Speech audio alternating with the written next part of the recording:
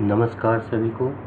आज मैं आपके सामने लेकर प्रस्तुत हुआ हूँ chapter 5 the fundamental unit of life, class 9th science. ये बायोलॉजी का पहला चैप्टर है और ये बहुत ही इम्पोर्टेंट चैप्टर है। इस चैप्टर में हम डिस्कस करेंगे important points, important questions and summary of the chapter. तो चलिए शुरू करते हैं chapter 5 the fundamental unit of life.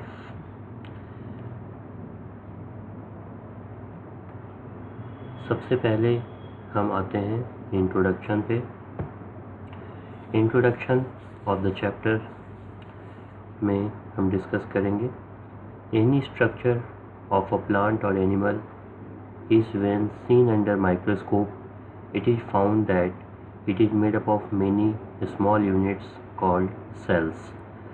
Cells are very small and cannot be seen by naked eye. Cell is a Latin word for a little room. Cell is the smallest structural and functional unit of life. There are two types of cell, prokaryotic cell, example bacterial cell, and eukaryotic cell, example plant cell and animal cell। तो यहाँ basic cell के बारे में बताया गया है कि cell होता क्या है। सेल जो है एक लैटिन वर्ड है जिसका मीनिंग अ लिटिल रूम है, और सेल जो है सबसे छोटा पार्ट होता है और ये स्ट्रक्चरल एंड फंक्शनल यूनिट है। स्ट्रक्चर में भी और फंक्शन में भी ये रिपीट होते हैं, इसलिए इनको structural and functional unit of life कहा गया है। और दो तरह के सेल होते हैं, prokaryotic cell and eukaryotic cell. Pro का मतलब जो पहले आया, जो सेल पहले आए उनको हम प्रोकैरियोटिक कहते हैं। जो सेल बाद में इवॉल्व हुए, डेवलप हुए, उनको हम यूकैरियोटिक सेल कहते हैं। तो प्रोकैरियोटिक और यूकैरियोटिक के एग्जाम्पल दिए हुए हैं। प्रोकैरियोटिक के एग्जाम्पल है bacterial cell and eukaryotic cell के एग्जाम्पल है plant cell and animal cell. इसके बारे में हम डिटेल में डिस्कस करेंगे जब ये टॉपिक आएगा। और यहाँ पे हमें ये जानना है कि कोई भी प्लांट या एनिमल को जब हम माइक्रोस्कोप में देखते हैं तो हमें छोटे छोटे यूनिट्स नज़र आते हैं। इन्हीं यूनिट्स को हम सेल्स कहते हैं। अगर हम सेल्स को खुली आंखों से देखना चाहें प्लांट के और एनिमल के तो हम नहीं देख सकते हैं। इनको देखने के लिए हमें माइक्रोस्कोप की मदद लेनी पड़ती है। नेक्स्ट, कॉर्क सेल को जब माइक्रोस्कोप के अंदर में देखा गया तो इस तरह से हनी कॉम्ब स्ट्रक्चर नज़र आए, जिसे हम देख सकते हैं। और सेल से रिलेटेड कुछ इम्पॉर्टेंट डिस्कवरीज हम यहाँ पे डिस्कस करेंगे। यहाँ से 1 मार्क क्वेश्चंस आ जाते हैं, तो इसे हम ध्यान से लर्न करेंगे। सबसे पहले है cell. Cell was discovered by Robert Hooke in 1665. Free living cells in pond water, that is bacteria, was discovered by Anton van Leeuwenhoek in 1671. Next important part of cell is nucleus, that was discovered by Robert Brown in 1831. Next important part is protoplasm, discovered by Purkinje in 1839. Cell theory was given by Leyden and Swan in 1838 and 1839 respectively in plants and animals. All cells arise from pre-existing cell। ये बात कही थी Virchow ने, Robert Virchow 1855 में। तो ये कुछ important discoveries हैं सेल से रिलेटेड। नेक्स्ट इम्पॉर्टेंट पॉइंट है कि what are living organism made up of. Living organism किस चीज़ से मिल करके बनते हैं, ये बहुत ही इम्पोर्टेंट क्वेश्चन है जो हमारे मन में भी आता है। तो इसका जवाब हमें यहाँ पे मिलेगा, all living organisms are made up of cells. Cells can be easily seen in an onion peel. प्याज के छिलके में हम सेल्स को देख सकते हैं लैब में माइक्रोस्कोप के नीचे। Shape and size of the cell varies according to its function. जैसा सेल का फंक्शन होगा वैसा ही इसका शेप होगा, साइज होगा। It may be cuboidal, polygonal, elliptical, small और वेरी लार्ज। यहाँ से इम्पोर्टेंट क्वेश्चन आते हैं। स्मॉलेस्ट सेल का एग्जांपल बताइए। पीपीएलओ, और पीपीएलओ का फुल फॉर्म होता है pleuropneumonia like organism. Pleuropneumonia like organism, PPLO. जो एमसीक्यूज आते हैं, एमसीक्यूज में आपको आंसर आइडेंटिफाई करना है, आपको आंसर लिखना नहीं है, सही आंसर को आइडेंटिफाई करना है। तो अगर पीपीएलओ का फुल फॉर्म आता है तो आपको पता होना चाहिए pleuro pneumonia like organism. P for pleuro, P for pneumonia. Pneumonia में पी साइलेंट होता है, like organism. It is called mycoplasma. इसे एक और नाम से जाना जाता है, माइकोप्लाज्मा। तो पीपीएलओ कह लीजिए या प्लूरो निमोनिया लाइक ऑर्गेनिज्म कह लीजिए या माइकोप्लाज्म कह लीजिए, एक ही बात है। Largest cell, ostrich egg.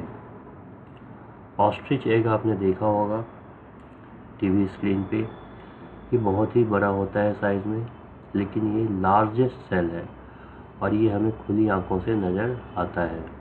इसलिए मैंने कहा था कि प्लांट सेल और एनिमल सेल को जब हम ऑब्जर्व करते हैं तो हमें लैब में माइक्रोस्कोप में ही दिखेगा, लेकिन ऑस्ट्रिच एग जो है ये लार्जेस्ट सेल है जो हमें खुली आंखों से नज़र आता है। तो ये भी क्वेश्चन आ सकता है कि name the cell which you can see with open I.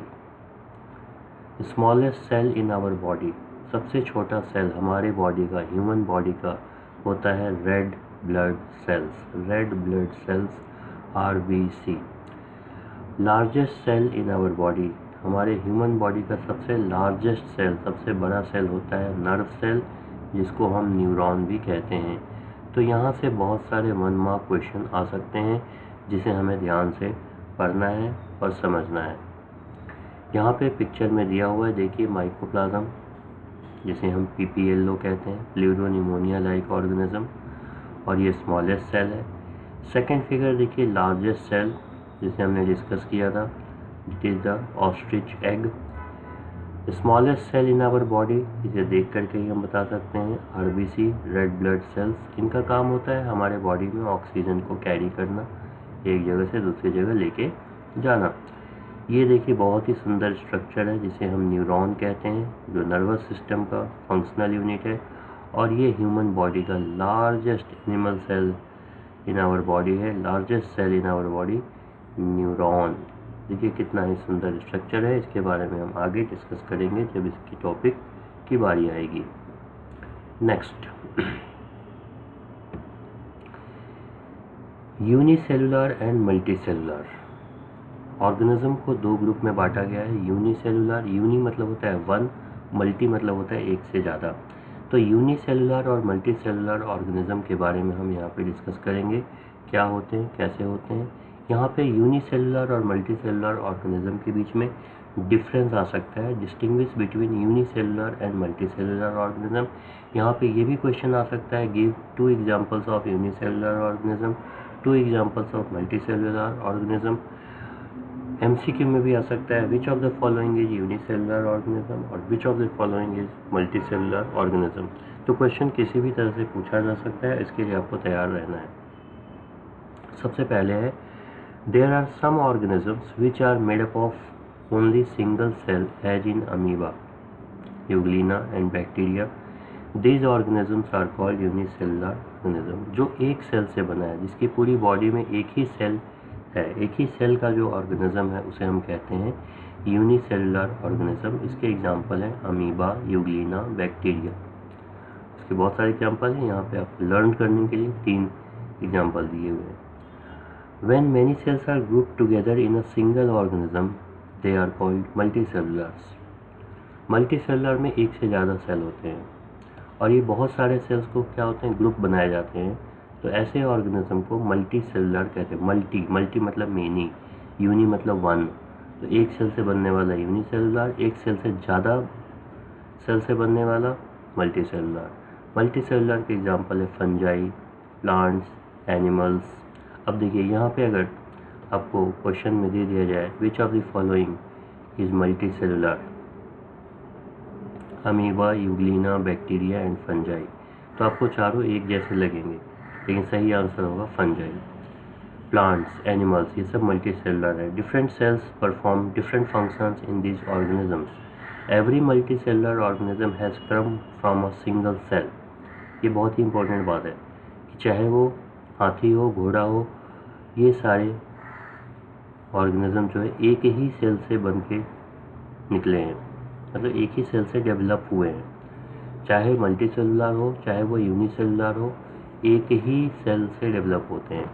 All the cells thus comes from pre existing cell.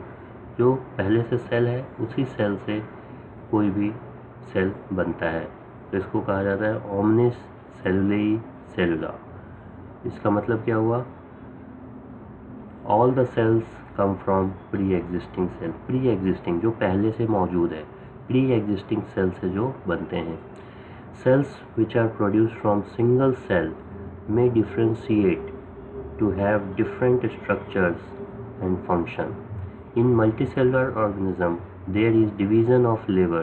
This means that different part of an organism perform different functions.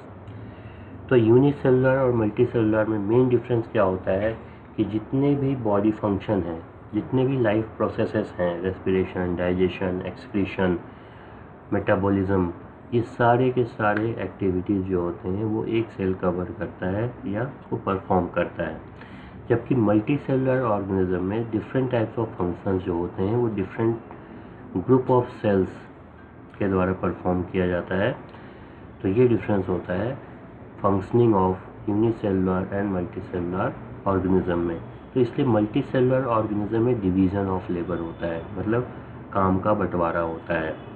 तो इसी तरह से आप difference में लिख सकते हैं कि unicellular organism there is no division of labour, और मल्टीसेलुलर में लिख सकते हैं there is division of labour. Next आपके सामने यूनिसेलुलर ऑर्गेनिज्म के डायग्राम्स बने हुए हैं। सबसे पहला डायग्राम जो है वो अमीबा का है। अमीबा के बाद सेकेंड डायग्राम आपका यूग्लिना का है, और थर्ड डायग्राम आपका एक टिपिकल बैक्टीरिया का है। नेक्स्ट मल्टीसेलुलर ऑर्गेनिज्म के एग्जांपल्स डायग्राम के फॉर्म में, पिक्चर के फॉर्म में दिया हुआ है। ये प्लांट है, आप देख सकते हैं, मशरूम है, mushroom is a type of fungi, तो ग्रास हैं, ये सारे जो है मल्टीसेलुलर ऑर्गेनिज्म के एग्जांपल हैं। यहाँ भी मल्टीसेलुलर ऑर्गेनिज्म हैं ये सारे, इसमें बहुत सारे सेल्स होते हैं जिनके अलग अलग ग्रुप होते हैं, अलग अलग फंक्शन होते हैं। Next structural organisation of a cell. अब सेल के स्ट्रक्चर के बारे में हम पढ़ेंगे कि सेल के अंदर में क्या क्या होते हैं, कैसे होते हैं। All the cells are made up of plasma membrane, nucleus and cytoplasm. 3 main parts यहाँ बताए गए हैं। सबसे पहले प्लाज्मा मेम्ब्रेन, दूसरा है न्यूक्लियस और तीसरा है साइटोप्लाज्म। सभी सेल में ये 3 चीज़ें पाई जाएंगी। इनके अलावा और भी बहुत सारे पार्ट्स हैं जो हम डिस्कस करेंगे। Plants cells have cell wall in addition to the above components. तो ये तो सब में होते हैं, यानी कि प्लांट सेल में भी होते हैं और एनिमल सेल में भी होते हैं। लेकिन प्लांट सेल में एक एक्स्ट्रा होता है जिसको हम सेल वॉल कहते हैं, outer covering of the cell. अब सबसे पहले हम प्लाज्मा मेम्ब्रेन या सेल मेम्ब्रेन के बारे में, मेम्ब्रेन यानी outer cover of the cell, इसके बारे में जानेंगे। प्लाज्मा मेम्ब्रेन कह लें या सेल मेम्ब्रेन कह लें, एक ही बात है। तो सबसे पहले ये किसके द्वारा डिस्कवर हुआ था? Discovered by C Nageli and C Cramer in 1855 में डिस्कवर हुआ था। It is the outer most covering of cell except plant cell that separates the content of the cell from its external environment। यानी कि ये एक cell को दूसरे cell से सेपरेट करने वाला मेम्ब्रेन है, यानी कवर है, सेल का कवर। लेकिन सेल का कवर सिर्फ एनिमल सेल में, प्लांट सेल में ये सेल का कवर नहीं होता है। मतलब आउटर मोस्ट कवरिंग जो होता है प्लांट सेल में सेल वॉल होता है, उसके बाद प्लाज्मा मेम्ब्रेन होता है। लेकिन एनिमल सेल में सबसे आउटर मोस्ट कवरिंग जो होता है वो प्लाज्मा मेम्ब्रेन का ही होता है। तो प्लांट सेल और एनिमल सेल का difference between plant cell and animal cell में आप लिख सकते हैं, cell wall present in plant cell and cell wall is absent in animal cell. अब प्लाज्मा मेम्ब्रेन और cell membrane, plasma membrane, cell membrane and cell wall कैसे लिखेंगे? Plasma membrane is the outer most covering, plasma membrane is the outermost covering in animal cell। और plant cell में लिखेंगे cell wall is the outermost covering in the plant cell। It allows the entry and exit of some materials, ions and molecules in and out of the cell। Cell के अंदर में कौन सा material अंदर जाएगा, कौन सा मटेरियल बाहर जाएगा, ये सारा डिसाइड करने का काम है प्लाज्मा मेम्ब्रेन का। नेक्स्ट ये देखिए प्लाज्मा मेम्ब्रेन का स्ट्रक्चर बना हुआ है, बहुत ही सुंदर और बढ़िया सा स्ट्रक्चर है। ये आप देख सकते हैं यहाँ पे किस तरह से है। ऑक्सीजन मॉलिक्यूल आ रहे हैं, जा रहे हैं, ट्रांसपोर्ट ऑफ प्रोटीन, कोलेस्ट्रॉल ये हो रहे हैं। तो इस तरह से स्ट्रक्चर ड्रॉ करने को आपको नहीं आएगा, बस आपको ये जानना है प्लाज्मा मेम्ब्रेन का फंक्शन क्या है। नेक्स्ट प्लाज्मा मेम्ब्रेन के और क्या फंक्शन होते हैं? It also prevents the movement of some other materials. It is a very thin, elastic, living and selective permeable membrane. ये क्वेश्चन आता है, Why plasma membrane is called as selective permeable membrane? Selective permeable membrane का मतलब होता है कि selected materials will go inside and selected material will go outside। क्योंकि decide करने का काम प्लाज्मा मेम्ब्रेन का होता है, इसलिए इसको सेलेक्टिव परमिएबल मेम्ब्रेन कहा जाता है। और ये बना किस चीज़ का है? Lipid and protein. लिपिड मतलब फैट, लिपिड एंड प्रोटीन के बने होते हैं। It encloses nucleus and cytoplasm. इसके अंदर में न्यूक्लियस और साइटोप्लाज्म पाया जाता है।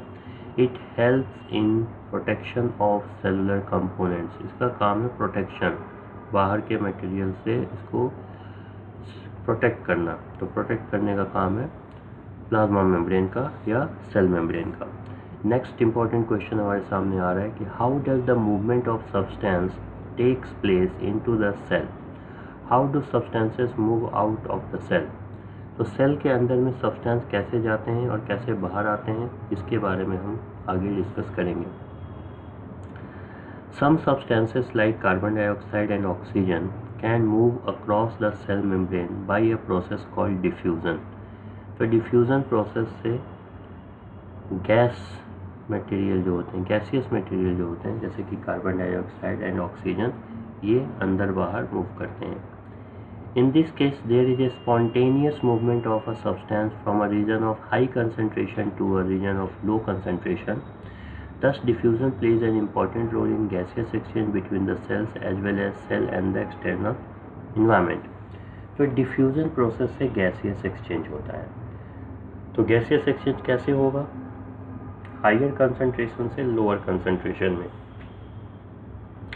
जहाँ पर गैस की मात्रा ज़्यादा होगी उसको हम हायर कंसंट्रेशन कहेंगे, और जहाँ पे गैस की मात्रा लो होगी, कम होगी, तो उसको हम लोअर कंसंट्रेशन कहते हैं। तो मूवमेंट ऑफ गैसियस पार्टिकल जो होते हैं वो स्पॉन्टेनियस होते हैं, यानी अपने आप होते हैं। स्पॉन्टेनियस मतलब अपने आप दिया हुआ है, ये स्पॉन्टेनियस। तो हाई कंसंट्रेशन रीजन से लो कंसंट्रेशन रीजन में जाएगा। अगर कार्बन डाइऑक्साइड की मात्रा सेल में ज़्यादा होगी और बाहर में कम होगी तो सेल से बाहर की ओर जाएगी। अगर बाहर ज़्यादा होगा, सेल के अंदर कम होगा, तो बाहर से अंदर आएगा। तो इस तरह से इक्विलिब्रियम मेंटेन होगा। बाहर अंदर जब कंसंट्रेशन सेम हो जाता है तो movement of gases molecules stop हो जाता है। इस बात का हमें ध्यान रखना है। Next, osmosis, the movement of water molecules through a selectively permeable membrane is called osmosis. Diffusion gaseous molecule के लिए, ऑस्मोसिस जो होता है वो लिक्विड मॉलिक्यूल्स के लिए होता है, वाटर और other liquid material. Osmosis also takes place from a region of higher water concentration to region of lower water concentration through a semi-permeable membrane. Thus, osmosis is a special case of diffusion. Osmosis और diffusion में difference क्या हुआ? Osmosis जो होते हैं liquid के लिए होते हैं, डिफ्यूजन जो होते हैं वो गैसियस के लिए होते हैं। ऑस्मोसिस जो है डिफ्यूजन का स्पेशल केस है। तो जहाँ पे लिक्विड का कंसंट्रेशन ज़्यादा होगा वहाँ से लिक्विड मॉलिक्यूल्स लोअर कंसंट्रेशन में मूव करेंगे, तब तक मूव करेंगे जब तक कि इक्विलिब्रियम मेंटेन नहीं हो जाता। इक्विलिब्रियम यानी इक्वल नहीं हो जाता। अब डिफ्यूजन का सिग्निफिकेंस क्या है, इम्पोर्टेंस क्या है? Gaseous exchange between the leaves and air takes place. Gaseous exchange होता है, आदान प्रदान होता है। Transport of food through phloem takes place. Loss of water from plants is based on the principle of diffusion. Movement of ions and solutes from one cell to another cell takes place through diffusion. तो diffusion process से ही movement of ions, movement of molecules, gaseous molecules, water molecules, ये सारे होते हैं। और ये होते किसके थ्रू हैं? सेलेक्टिवली परमिएबल मेम्ब्रेन के थ्रू होते हैं। सेलेक्टिवली परमिएबल मेम्ब्रेन के through movement of ions, exchange of gases होते हैं। नेक्स्ट, यहाँ पे देखिए आपको डायग्राम में दिखाया गया है ऑस्मोसिस के थ्रू कैसे मूवमेंट ऑफ पार्टिकल्स होते हैं। यहाँ बीच में परमिएबल मेम्ब्रेन है, जिसको आप प्लाज्मा मेम्ब्रेन कह सकते हैं। कंसंट्रेटेड शुगर सॉल्यूशन ये बाहर में है और यहाँ डाइल्यूट शुगर सॉल्यूशन अंदर में है। तो अब मूवमेंट ऑफ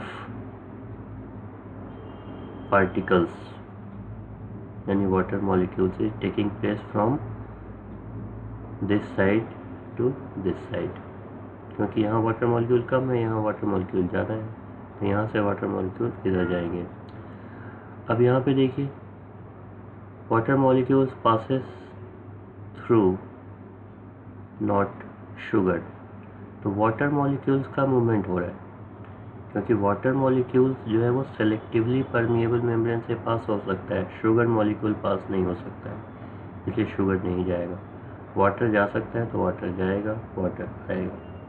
तो ये सेलेक्टिवली परमिएबल मेम्ब्रेन का मतलब ही होता है जो सेलेक्टेड मटेरियल को अंदर आने दे और बाहर जाने दे। इस बात का हम ध्यान रखेंगे।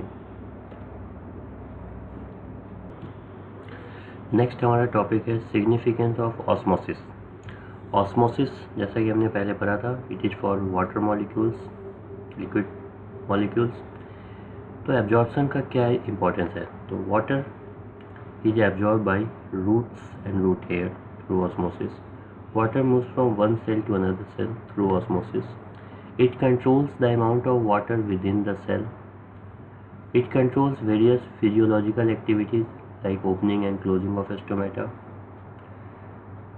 splitting of fruits due to over irrigation, dehiscence of fruits and seeds for dispersal. ये ऑस्मोसिस के कुछ इम्पोर्टेंट रोल होंगे जो प्लांट के अंदर में होते हैं। तो नेक्स्ट टॉपिक पे हम आगे बढ़ते हैं, hypotonic, isotonic and hypertonic solution. ये बहुत ही इम्पोर्टेंट क्वेश्चन है, ये एग्जाम में कई बार पूछा जा चुका है। तो सबसे इम्पॉर्टेंट और सबसे कॉमन क्वेश्चन होता है difference between hypotonic, hypertonic and isotonic solution. तो ये बहुत ही आसान है समझना, इसको मैं आपको समझाऊंगा। यहाँ पे ध्यान से समझेंगे, ये क्वेश्चन बहुत ही इम्पोर्टेंट है। तो हाइपोटोनिक सॉल्यूशन क्या होता है? If the medium surrounding the cell has a higher water concentration than the cell, meaning that the outside solution is very dilute, the cell will gain water by osmosis, that is endosmosis. Such a solution is called hypotonic solution. In this case, the cell is likely to swell up. तो hypotonic solution में क्या होता है कि cell के बाहर water concentration ज़्यादा होता है, सेल के बाहर। फॉर एग्जांपल, जब हम कोई भी सीड लाइक ग्राम को पानी में डालते हैं, आपने किचन में देखा होगा, मदर जो होती हैं उसको भिगो देती हैं, सुबह में कुक करने के लिए उसको डाल देती हैं। तो जब पानी के अंदर में ग्राम को डाला जाता है तो ग्राम को आप कंसीडर करिए एक सेल के रूप में। तो ग्राम के बाहर जो वाटर कंसंट्रेशन होता है वो ज़्यादा होता है, क्योंकि पानी ज़्यादा है, ग्राम के अंदर में पानी कम है। ग्राम यानी चना, तो चने के अंदर में पानी का कंसंट्रेशन कम है, बाहर जो है ज़्यादा है। तो अब क्या होगा? तो ये हाइपोटोनिक सॉल्यूशन होता है।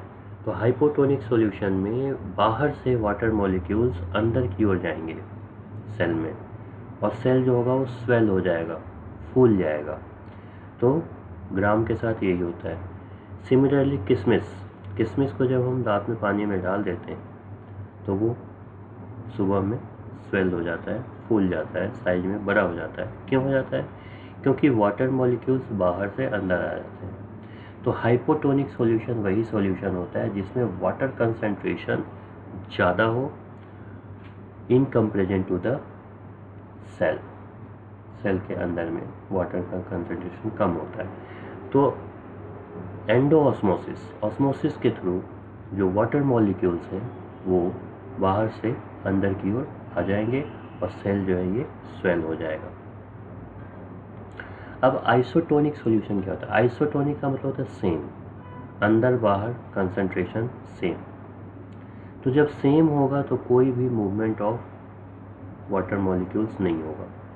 If the medium surrounding the cell has exactly the same water concentration as the cell, there will be no net movement of water across the cell membrane. Such a solution is called isotonic solution. In this case, there is no overall movement of water molecule. The cell will stay same size. तो ये question आ सकता है कि किस solution में cell का size ना चेंज होता है, ना इंक्रीज होता है, ना डिक्रीज होता है, तो वो सॉल्यूशन है आइसोटोनिक सॉल्यूशन। ये भी क्वेश्चन पूछा जा सकता है कि अगर हम किसी सेल को आइसोटोनिक सॉल्यूशन में डालेंगे तो क्या होगा? सेल जो है स्वेल करेगा, सेल जो है श्रिंक करेगा, सेल में कोई भी चेंज नहीं आएगा, और नन ऑफ द अबव। तो राइट आंसर सी ऑप्शन होगा कि सेल के साइज में कोई भी चेंज नहीं होगा आइसोटोनिक सॉल्यूशन में। हाइपोटोनिक सॉल्यूशन में साइज बढ़ जाएगा, आइसोटोनिक सॉल्यूशन में कोई चेंज नहीं होगा। हाइपरटोनिक सॉल्यूशन जो हम आगे पढ़ने जा रहे हैं उसमें सेल जो है वो श्रिंक कर जाता है। तो आइसोटोनिक सॉल्यूशन मुझे लगता है आपको समझ में आ गया होगा। हाइपोटोनिक सॉल्यूशन में सेल स्वेल कर जाता है, आइसोटोनिक सॉल्यूशन में न सेल स्वेल करता है न श्रिंक करता है, सेम साइज में रहता है, क्योंकि वाटर कंसंट्रेशन अंदर बाहर बराबर होता है। आइसो मतलब इक्वल। नेक्स्ट, यहाँ पे आपको पिक्चर से समझाया गया है हाइपोटोनिक सॉल्यूशन में देखिए क्या होता है। The cell inflate and eventually burst, water is transported into the cell के अंदर में वाटर कंसंट्रेशन कम है, सेल के बाहर वाटर कंसंट्रेशन ज़्यादा है, तो सेल क्या करेगा? एब्जॉर्ब करेगा। एब्जॉर्ब करने के बाद ये फूल जाएगा, फूलने के बाद ये फट भी सकता है। Solute concentration inside the cell is higher. Next, isotonic में क्या होता है? दोनों साइड में बराबर है, तो कोई मूवमेंट ऑफ मॉलिक्यूल्स नहीं होता है। Amount of water transported into the cell equal to the amount of water transported out from the cell, no movement. Next, अब आता है hypertonic solution.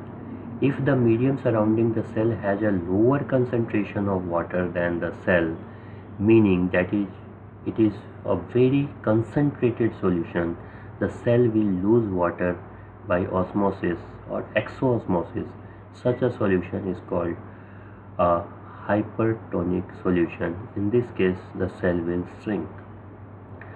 अगर हम ऐसे कंसंट्रेशन में सेल को डाल रहे हैं जहाँ पे वाटर कंसंट्रेशन जो है सेल के अंदर में ज़्यादा है और सेल के बाहर में कम है, तो अब सेल से वाटर मॉलिक्यूल्स निकल के आउटर इन्वायरमेंट में आ जाएंगे, सराउंडिंग इन्वायरमेंट में आ जाएंगे. इसको हम कहते हैं एक्सोऑस्मोसिस. एंडोऑस्मोसिस मतलब अंदर की ओर जा रहे हैं, एक्सोऑस्मोसिस यानी बाहर की ओर जा रहे हैं. तो जहाँ भी लोअर कंसंट्रेशन होगा वहाँ पे वाटर मॉलिक्यूल्स मूव करेंगे. तो सेल के अंदर में वाटर मॉलिक्यूल्स ज़्यादा है. इसका बहुत ही सिंपल सा एग्जांपल है. अगर ग्रेप्स, अंगूर को हम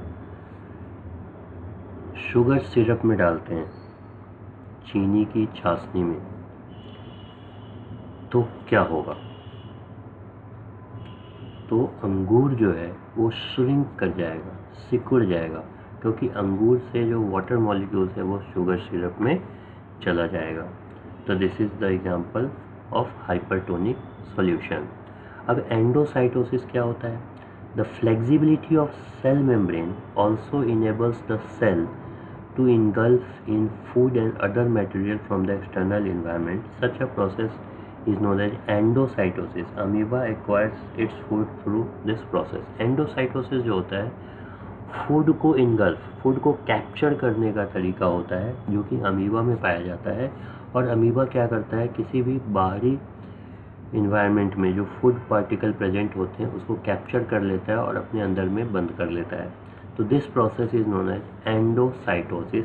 और एंडोसाइटोसिस भी दो तरह के होते हैं, फैगोसाइटोसिस एंड पिनोसाइटोसिस. फैगोसाइटोसिस जो होता है, cell takes in solid food material through plasma membrane, तो ये प्लाज्मा मेम्ब्रेन के थ्रू होता है. और पिनोसाइटोसिस जो होता है ये फ्लूइड मैटर, इसमें सॉलिड मैटर होता है, इसमें फ्लूइड मैटर होता है, फ्लूइड यानी लिक्विड, थ्रू प्लाज्मा मेम्ब्रेन. तो अगर सॉलिड फूड पार्टिकल को इनगल्फ कर रहा है तो फैगोसाइटोसिस कहलाएगा. अगर फ्लूइड मटेरियल को एब्जॉर्ब कर रहा है, कैप्चर कर रहा है, तो वो पिनोसाइटोसिस कहेंगे. तो फैगोसाइटोसिस और पिनोसाइटोसिस के डिफरेंस भी आ सकते हैं. नेक्स्ट, हाइपरटोनिक सॉल्यूशन का पहले हमने देख लिया था. सेल जो होगा वो श्रिंक हो जाएगा, सिकुड़ जाएगा, क्योंकि वाटर कंसंट्रेशन जो है सेल के अंदर में ज़्यादा है, सेल के बाहर कम है. यहाँ पे आपको तीनों दिया गया है, हाइपरटोनिक, आइसोटोनिक एंड हाइपोटोनिक. बहुत ईजी है, आसान से समझ सकते हैं. एंडोसाइटोसिस देखिए किस तरह से मेम्ब्रेन मूव करते हैं और किस तरह से फूड को कैप्चर कर लेते हैं और अपने अंदर में इनगल्फ कर लेते हैं. अमीबा का ये डायग्राम है.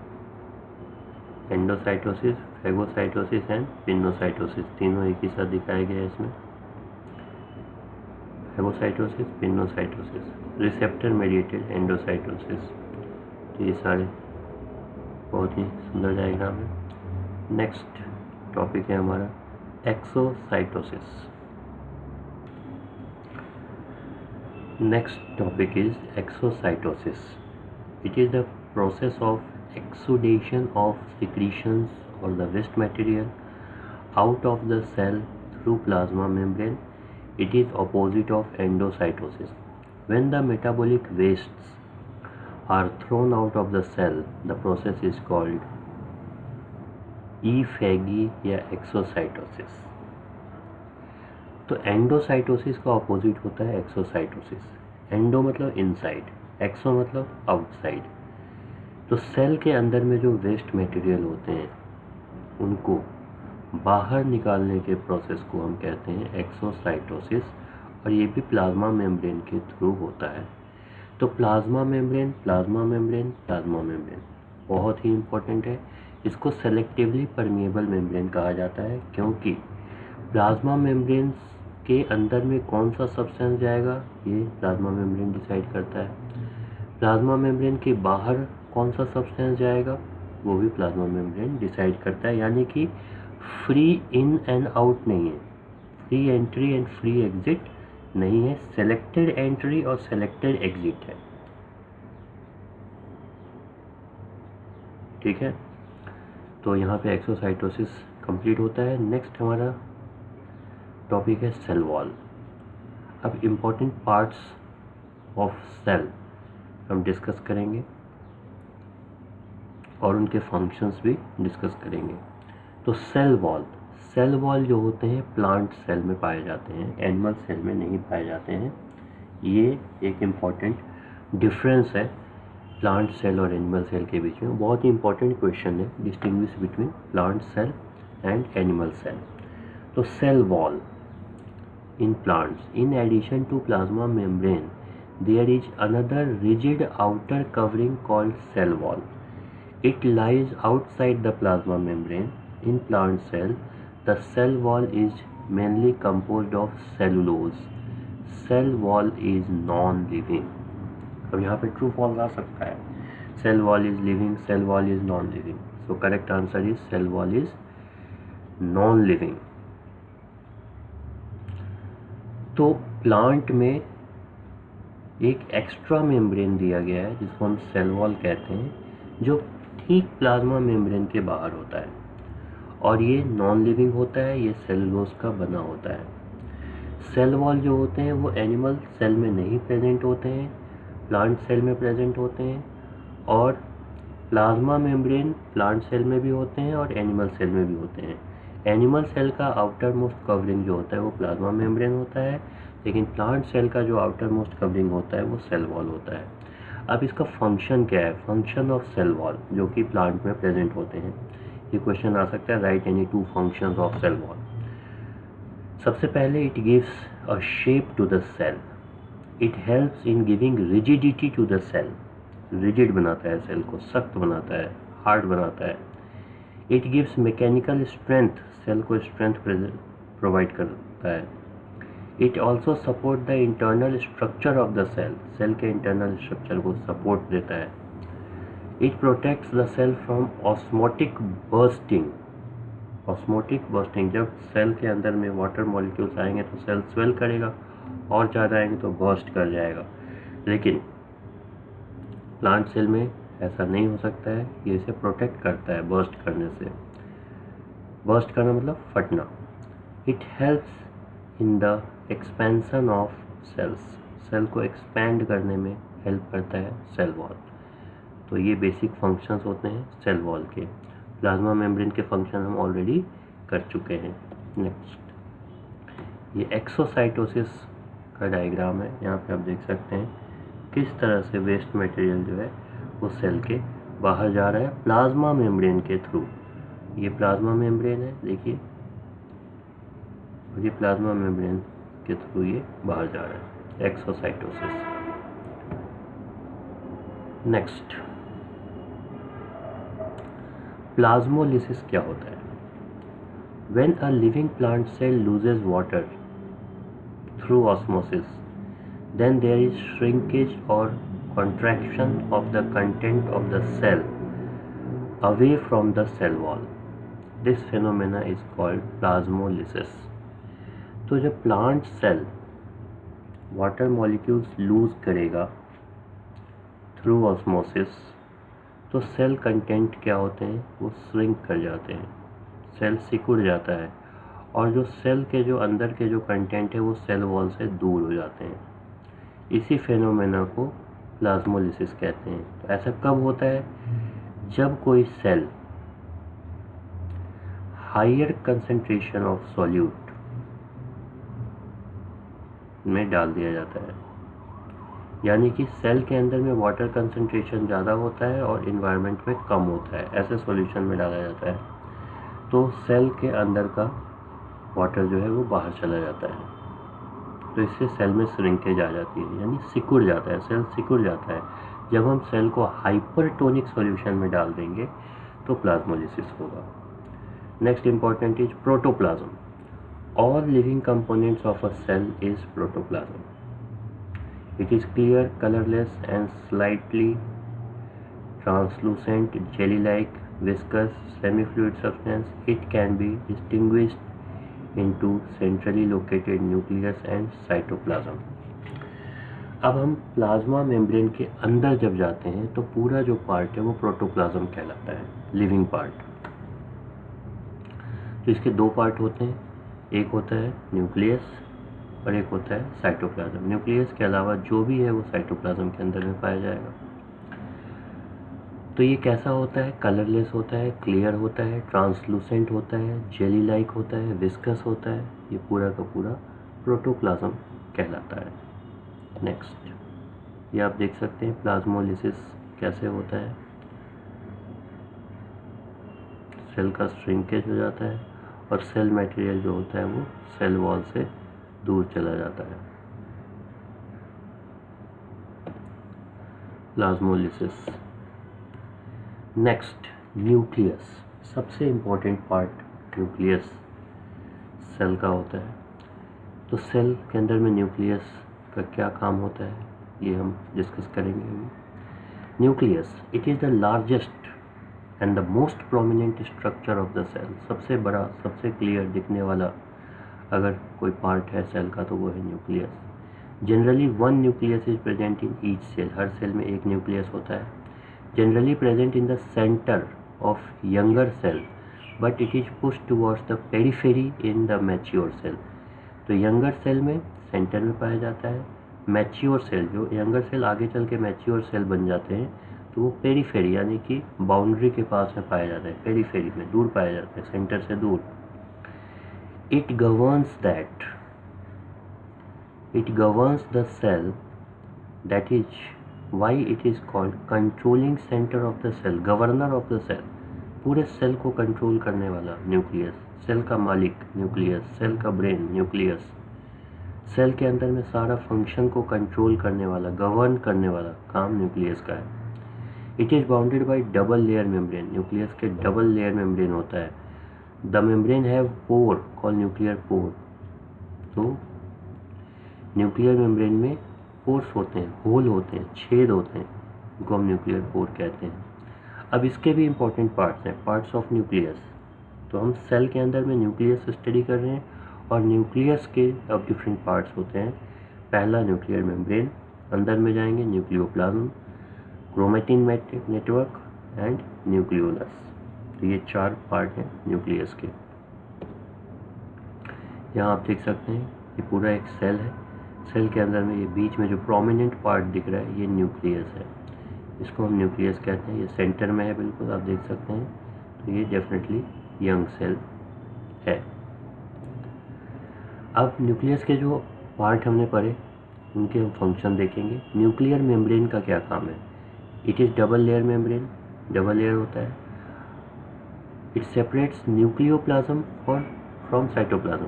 तो सेल न्यूक्लियस जो होते हैं, न्यूक्लियस के बाहर का जो मटेरियल है, यहाँ आप देख सकते हैं तो समझ में आएगा। न्यूक्लियस के अंदर में न्यूक्लियोप्लाज्म, न्यूक्लियस के बाहर साइटोप्लाज्म। तो साइटोप्लाज्म और न्यूक्लियोप्लाज्म को सेपरेट करने का काम होता है न्यूक्लियर मेम्ब्रेन का। It has number of pores which helps in exchange of material between nucleus and cytoplasm. तो न्यूक्लियर पोर का काम क्या होता है? न्यूक्लियर मेम्ब्रेन के जो पोर होते हैं, न्यूक्लियर पोर जिसको हम कहते हैं, इसका काम क्या होता है? न्यूक्लियस और साइटोप्लाज्म के बीच में exchange of material. It disappears during cell division. जब सेल डिवीजन होता है तो न्यूक्लियर मेम्ब्रेन डिसअपियर हो जाता है। अब न्यूक्लियोप्लाज्म, अब न्यूक्लियस के अंदर में जो फ्लूइड लाइक सब्सटेंस होता है इस कॉल्ड न्यूक्लियोप्लाज्म, और कैरियोलिम्फ कहा जाता है न्यूक्लियोप्लाज्म। जैसे साइटोप्लाज्म है सेल के अंदर में, तो न्यूक्लियस के अंदर में जो फ्लूइड लाइक मटेरियल होता है वो कहलाता है nucleoplasm. It is a gel like dense substance present with in the nucleus. In this chromatin material and nucleolus is present. अब न्यूक्लियस जो है वो साइटोप्लाज्म में है और न्यूक्लियस के अंदर में न्यूक्लियोप्लाज्म है, जो fluid like gel like dense substance होते हैं। अब आते हैं क्रोमेटिन नेटवर्क और क्रोमेटिन मटेरियल क्या होता है। ये बहुत ही इम्पोर्टेंट है। It is the entangled mass of thread like structure. तो सबसे पहले क्रोमेटिन दिखते कैसे हैं। क्रोमेटिन जो होते हैं थ्रेड लाइक स्ट्रक्चर दिखते हैं। आप फिगर में देख सकते हैं, यहाँ पे अंदर में ये जो आपको थ्रेड लाइक धागे जैसे जो स्ट्रक्चर दिख रहे हैं, ये क्रोमेटिन मटेरियल है।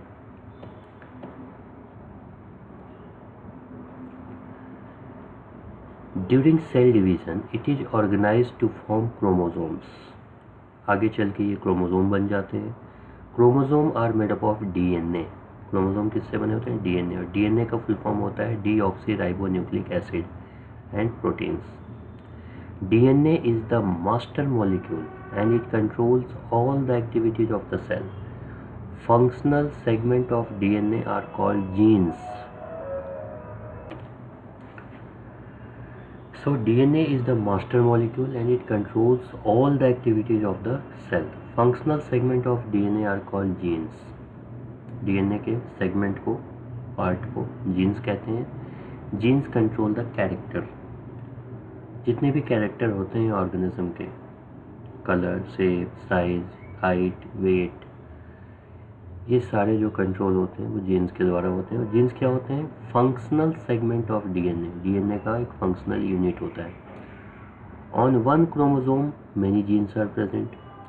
Chromosome are considered as heredity vehicle as it transfer the character from parent to offspring. तो जो भी कैरेक्टर पेरेंट से ऑफस्प्रिंग में जाता है वो जीन्स के थ्रू ही जाता है, और जीन्स जो होते हैं वो क्रोमोसोम में पाए जाते हैं। तो एक क्रोमोसोम में बहुत सारे जीन्स पाए जाते हैं, इसलिए क्रोमोसोम को हेरिडिटी व्हीकल कहा जाता है। नेक्स्ट पार्ट है nucleolus.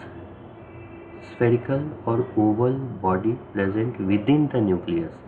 It is generally bigger in size in those cells which are actively concerned with protein synthesis. It is more prominent in non-dividing cells. It contains large amount of RNA and protein, also a small amount of DNA. तो nucleolus जो होते हैं वो nucleus के अंदर में एक nucleus जैसा दिखने वाला जो पार्ट होता है, जो हमें नेक्स्ट डायग्राम में दिखेगा, ये आप देख सकते हैं।